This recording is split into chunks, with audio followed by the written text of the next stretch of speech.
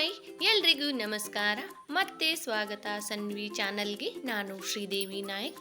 ಇವತ್ತು ನಾನು ಆರೋಗ್ಯಕರ ನುಗ್ಗೆಕಾಯಿಯ ಗ್ರೇವಿ ಹೇಗೆ ಮಾಡೋದು ತೋರಿಸ್ಕೊಡ್ತಾ ಇದ್ದೀನಿ, ಬನ್ನಿ. ಮೊದಲಿಗೆ ನುಗ್ಗೆಕಾಯಿಯನ್ನು ಕಟ್ ಮಾಡಿ ಚೆನ್ನಾಗಿ ತೊಳೆದುಕೊಳ್ಳಿ. ನಾನು ಮೇಲಿನ ಸಿಪ್ಪೆ ಕೂಡ ತೆಗೆದಿದ್ದೀನಿ, ಎಷ್ಟಾಗುತ್ತೋ ಅಷ್ಟು ನೋಡಿ. ನಿಮಗೆ ಯಾವ ಥರ ಆಗುತ್ತೆ ಆ ಥರ ಕ್ಲೀನ್ ಮಾಡಿ ತಗೊಳ್ಳಿ. ನಂತರ ಒಂದು ಬೌಲಿಗೆ 2 ಟೇಬಲ್ ಸ್ಪೂನ್ ಧನಿಯಾ powder, 1 table spoon garam masala ಮತ್ತು 2 ಟೇಬಲ್ ಸ್ಪೂನ್ ಸಾಂಬಾರ್ ಪೌಡರನ್ನು ಹಾಕಿ ಸ್ವಲ್ಪ ನೀರು ಹಾಕಿ ಮಿಕ್ಸ್ ಮಾಡಿ ಇದನ್ನು ನಾವು ಸ್ವಲ್ಪ ನೆನೆಯಲು ಸೈಡಿಗೆ ಇಟ್ಕೊಳ್ಳೋಣ.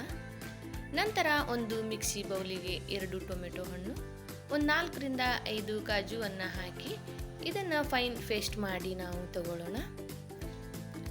ಹಾಗೆ ಒಂದು ಕಡಾಯಿ ತಗೊಂಡು ಅದಕ್ಕೆ ಒಂದು ದೊಡ್ಡ ಚಮಚ ಎಣ್ಣೆಯನ್ನು ಹಾಕಿಕೊಳ್ಳೋಣ. ಇದಕ್ಕೆ ನಾವು ಕಟ್ ಮಾಡಿ ಇಟ್ಟಿರೋ ಎಲ್ಲ ನುಗ್ಗೆಕಾಯಿಗಳನ್ನು ಹಾಕಿ ಫ್ರೈ ಮಾಡಿ ತಗೊಳ್ಳೋಣ. ಚೆನ್ನಾಗಿರುತ್ತೆ ಫ್ರೆಂಡ್ಸ್, ಈ ಥರ ಮಾಡಿಕೊಂಡ್ರೆ. ಸ್ವಲ್ಪ ಕಲರ್ ಚೇಂಜ್ ಆಗೋವರೆಗೂ ನಾವು ಇವುಗಳನ್ನೆಲ್ಲ ಫ್ರೈ ಮಾಡ್ಕೊಳ್ಳೋಣ. ನೋಡಿ, ಕಲರ್ ಚೇಂಜ್ ಆಗಿದೆ. ಇವಾಗ ನಾವು ಒಂದು ಪ್ಲೇಟಿಗೆ ತೆಗೆದುಕೊಳ್ಳೋಣ ಎಲ್ಲವನ್ನು. ಇದೇ ಕಡಾಯಿಗೆ 1 ಚಮಚ ಸಾಸಿವೆ, 1 ಚಮಚ ಜೀರಿಗೆ, ಹಾಗೆ ಕರಿಬೇವಿನ ಸೊಪ್ಪನ್ನು ಹಾಕಿಕೊಂಡು ಸ್ವಲ್ಪ ಫ್ರೈ ಮಾಡೋಣ. ನಂತರ ಶುಂಠಿ ಬೆಳ್ಳುಳ್ಳಿ ಪೇಸ್ಟನ್ನು ಹಾಕಿಕೊಳ್ಳೋಣ.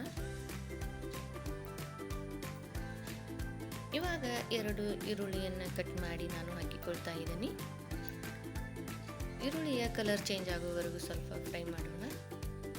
ನಂತರ 1 ಟೇಬಲ್ ಸ್ಪೂನ್ ಅರಿಶಿನ ಪೌಡರ್, 1 ಟೇಬಲ್ ಸ್ಪೂನ್ ಅಚ್ಕಾರದ ಪುಡಿ ಮತ್ತು ನಾವು ಮೊದಲೇ ಮಿಕ್ಸ್ ಮಾಡಿರೋ ಮಸಾಲೆಯನ್ನು ಹಾಕಿಕೊಳ್ಳೋಣ. ಇವಾಗ ನೋಡಿ, ಚೆನ್ನಾಗಿ ಮಿಕ್ಸ್ ಮಾಡಿ. ಹಾಗೆ ಟೊಮೆಟೊ ಹಣ್ಣಿನ ಪೇಸ್ಟ್ ಕೂಡ ನಾವು ಹಾಕಿಕೊಳ್ಳೋಣ. ಇದೇ ಮಿಕ್ಸಿ ಜಾರಿಗೆ ಸ್ವಲ್ಪ ನೀರು ಹಾಕಿ ಆ್ಯಡ್ ಮಾಡಿಕೊಳ್ಳೋಣ. ನೀರು ಜಾಸ್ತಿ ಹಾಕಬೇಡಿ ಫ್ರೆಂಡ್ಸ್, ಸ್ವಲ್ಪ ಗ್ರೇವಿ ಟೈಪ್ ಮಾಡ್ತಾ ಇದ್ದೇವಲ್ವ, ಅದಕ್ಕೆ ನೀರು ನೋಡಿ ಹಾಕಿಕೊಳ್ಳಿ. ಇವಾಗ ನಾನು 1-2 ರಿಂದ 3 ಟೇಬಲ್ ಸ್ಪೂನ್ ಮೊಸರನ್ನು ಹಾಕಿಕೊಳ್ತಾ ಇದ್ದೀನಿ.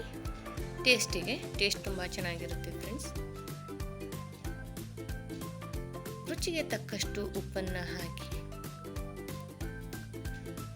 ಚೆನ್ನಾಗಿ ಮಿಕ್ಸ್ ಮಾಡಿ ನಾವು ಪ್ಲೇಟ್ ಮುಚ್ಚಿ 1-2 ರಿಂದ 3 ನಿಮಿಷ ಇದನ್ನು ಸ್ವಲ್ಪ ಬೇಯಲು ಬಿಡೋಣ. ಯಾಕಂದರೆ ಮಸಾಲೆ ಎಲ್ಲ ಹಸಿದೆ ಇದೆಯಲ್ಲ, ಟೊಮೆಟೊ ಹಣ್ಣು ಕೂಡ.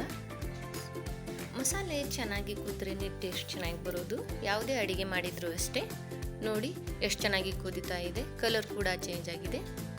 ಈ ಟೈಮಲ್ಲಿ ನಾವು ಮೊದಲೇ ಹುರಿದಿಟ್ಟಿರೋ ಡ್ರಮ್ ಸ್ಟಿಕ್ ಅಂದರೆ ನುಗ್ಗೆಕಾಯಿಗಳನ್ನು ಹಾಕಿ ನಾವು ಮತ್ತೆ 1-2 ರಿಂದ 3 ನಿಮಿಷ ಬೇಯಿಸೋಣ. ತುಂಬ ಚೆನ್ನಾಗಿರುತ್ತೆ ಫ್ರೆಂಡ್ಸ್ ನುಗ್ಗೆಕಾಯಿ ಈ ಥರ ಗ್ರೇವಿ ಮಾಡಿಕೊಂಡ್ರೆ ಚಪಾತಿ ಜೊತೆ, ಅನ್ನದ ಜೊತೆ. ಬನ್ನಿ ನೋಡೋಣ. ನೋಡಿ, ನುಗ್ಗೆಕಾಯಿ ಎಲ್ಲ ಬೆಂದಿದೆ, ಚೆನ್ನಾಗಿ ಘಮನೂ ಬರ್ತಾ ಇದೆ ಫ್ರೆಂಡ್ಸ್. ಇವಾಗ ಸ್ವಲ್ಪ ಕೊತ್ತಂಬರಿ ಸೊಪ್ಪನ್ನು ಹಾಕಿ ನಾವು ಸರ್ವ್ ಮಾಡ್ಕೊಳ್ಳಿಕ್ಕೆ ರೆಡಿ ಇದೆ ನುಗ್ಗೆಕಾಯಿಯ ಗ್ರೇವಿ ಅಥವಾ ಗೊಜ್ಜು ಅಂದ್ಕೊಳ್ಳಿ. ತುಂಬ ಚೆನ್ನಾಗಿರುತ್ತೆ ಫ್ರೆಂಡ್ಸ್. ಇವಾಗ ಶ್ರಾವಣ ಮಾಸ ಅಲ್ವಾ, ಶ್ರಾವಣ ಮಾಸದಲ್ಲಿ ನಾವತ್ತು ವೆಜ್ಜೆ, ಅದಕ್ಕೆ ಈ ಥರ ಬೇರೆ ಬೇರೆ ರೆಸಿಪೀಸ್ ಮಾಡಿದರೆ ತುಂಬ ಚೆನ್ನಾಗಿರುತ್ತೆ. ಟೇಸ್ಟ್ ಕೂಡ ಅಷ್ಟೇ ಚೆನ್ನಾಗಿರುತ್ತೆ ಫ್ರೆಂಡ್ಸ್. ಅದು ನುಗ್ಗೆಕಾಯಿಯಲ್ಲಿ ನಾವು ಏನೇ ಮಾಡಿದರೂ ಟೇಸ್ಟ್ ಅಷ್ಟೇ ಚೆನ್ನಾಗಿರುತ್ತೆ. ಎಲ್ಲರೂ ಟ್ರೈ ಮಾಡಿ. ಮತ್ತು ಯಾರೆಲ್ಲ ನನ್ನ ಚಾನಲ್ನ ನೋಡ್ತಾ ಇದ್ದೀರಾ ಎಲ್ಲರೂ ಸಬ್ಸ್ಕ್ರೈಬ್ ಮಾಡಿಕೊಳ್ಳಿ. ಮತ್ತೆ ಸಿಗೋಣ ಬೇರೆ ರೆಸಿಪಿಯೊಂದಿಗೆ. ಅಲ್ಲಿವರೆಗೂ ಎಲ್ಲರಿಗೂ ಬಾಯ್.